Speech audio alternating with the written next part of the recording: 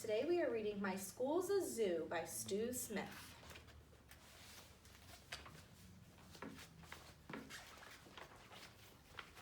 Yesterday's trip to the zoo left me feeling rather strange, like my life was somehow different or just about to change. My parents didn't look the same. I watched them snort and drool. My sister ate my homework. I'm glad it's time for school. As I climbed aboard the school bus, my heart began to race. The driver waved his hairy arms with banana on his face. Animals crammed in every seat. Where'd all the people go? There has to be an answer. I bet Miss Wright will know.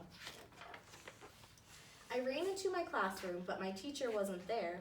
I would have told the sub if she hadn't been a bear. There were beehives in my desk and lizard at my feet.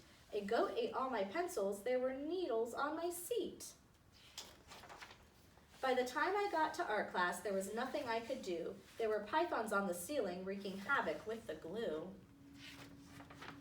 Computer lab was crazy. The mice were eating slugs. The computers didn't work on account of all the bugs. I tried to call for help, but a yak was on the phone. The principal was useless. He was gnawing on a bone. The librarian caught me hiding, and she threw me quite a look. As I glanced around the room, I noticed worms in every book.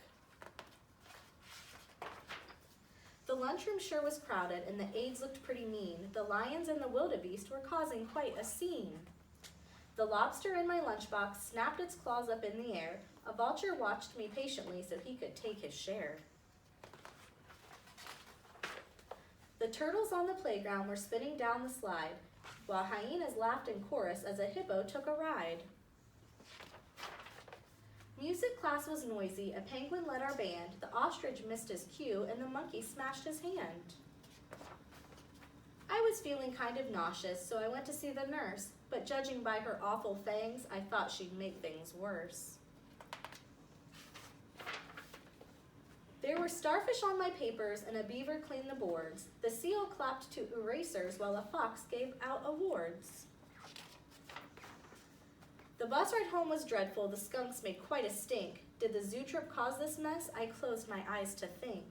The next thing that I knew, the driver tapped my hand. Things seemed back to normal with my sister eating sand. I sure hope that our next trip to the dinosaur display won't have the same effect as the zoo trip did today.